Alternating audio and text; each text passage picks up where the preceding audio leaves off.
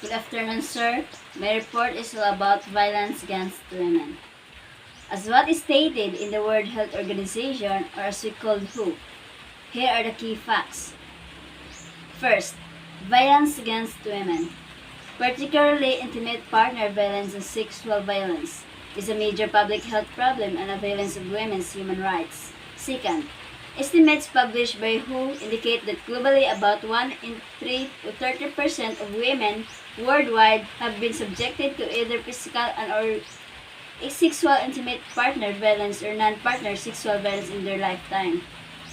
Third, most of this violence is intimate partner violence. Worldwide, almost 1/3 or 27% of women aged 15 to 49 years old who have been in a relationship report that they have been subjected to some form of physical and or sexual violence by their intimate partner. Fourth, violence can negatively affect women's physical, mental, sexual, and reproductive health and may increase the risk of acquiring HIV in some settings. The United Nations defines violence against women as any act of gender-based violence that results in or is likely to result in physical, sexual, or mental harm or suffering to women, including threats of such acts, coercion, or arbitrary deprivation of liberty, whether occurring in public or in private life. Intimate partner violence refers to behavior by an intimate partner or ex-partner that causes physical, sexual, or psychological harm, including physical aggression, sexual coercion, psychological abuse, and controlling behaviors.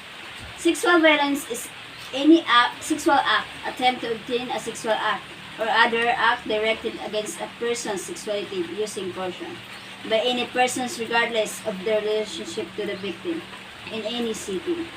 It includes rape, defined as the physical force of otherwise forced penetration of the vulva or anus with a penis, other body part or object, attempted rape, unwanted sexual touching, and other non-contact forms. Factors associated with intimate partner violence and sexual violence against women. Globally, as many as 38% of all murders of women are committed by intimate partners. In addition to intimate partner violence, globally 6% of women report having been sexually assaulted by someone other than a partner, although data for non-partner sexual violence are more limited. Intimate partner and sexual violence are mostly perpetrated by men against women. Lockdowns during the COVID-19 pandemic and its social and economic impacts have increased the exposure of women to abusive partners and non-risk factors, while limiting their access to services. Situation of humanitarian crisis and displacement may exacerbate existing violence, such as by intimate partners as well as non-partner sexual violence, and may also lead to new forms of violence against women. Factors associated with intimate partner violence and sexual violence against women. Intimate partner and sexual violence is the result of factors occurring at individual, family, community, and wider society levels that interact with each other to increase or reduce risk. Some are associated with being a perpetrator of violence, some are associated with experiencing violence, and some are associated with both. Risk factors for both intimate partner and sexual violence include lower levels of education, history of exposure to child maltreatment, witnessing family violence, antisocial personality disorder, harmful use of alcohol, harmful masculine behaviors including having multiple partners or attitudes that condone violence, community norms that privilege or ascribe higher status of men and lower status to women, low levels of women's access to paid employment, and low levels of gender equality.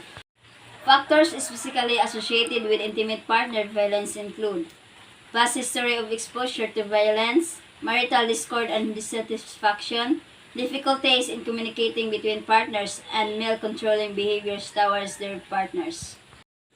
Factors specifically associated with sexual violence perpetration include beliefs in family honor and sexual purity, ideologies of male sexual entitlement, and weak legal sanctions for sexual violence.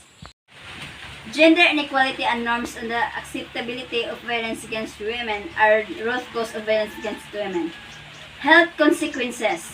Intimate partner and sexual violence cause serious short and long-term physical, mental, sexual, and reproductive health problems for women.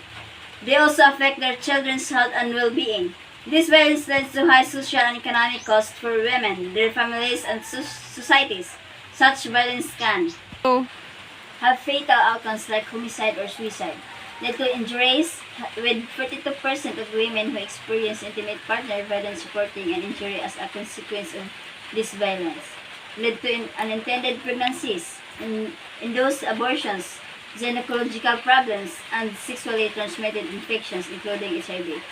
Post-2013 study on the health burden associated with violence against women found that women who had been physically or sexual abused were 1.5 times more likely to have sexual transmitted infections, and in some regions HIV, compared to women who had not experienced partner violence. They are also twice as likely to have an abortion. Intimate partner violence in pregnancy also increases the likelihood of miscarriage, stillbirth, preterm delivery, and low birth weight babies.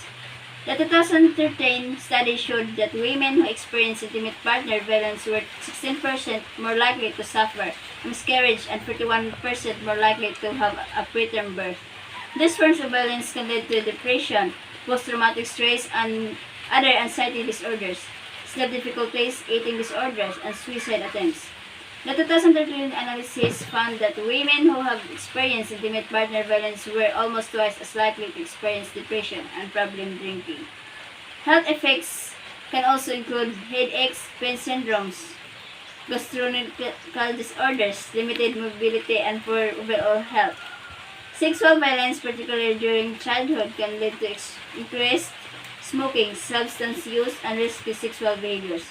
It is also associated with penetration of violence and being a victim of violence for females. Impact on children. Children who grow up in families where there is violence may suffer a range of behavioral and emotional disturbances. This can also be associated with perpetrating or experiencing violence later in life. Intimate partner violence has also been associated with higher rates of infant and child mortality and morbidity through, for example, diarrheal disease or malnutrition and lower immunization rates. Social and economic costs. The social and economic costs of intimate partner and sexual violence are enormous and have ripple effects throughout society. Women may suffer isolation, inability to work, loss of wages, lack of participation in regular activities, and limited ability to care for themselves and their children. Prevention and response. There is growing evidence on what works to prevent violence against women, based on well-designed evaluations. In 2019, WHO and UN Women with endorsement from 12 other UN and bilateral agencies published Respect Women, a framework for preventing violence against women aimed at policymakers.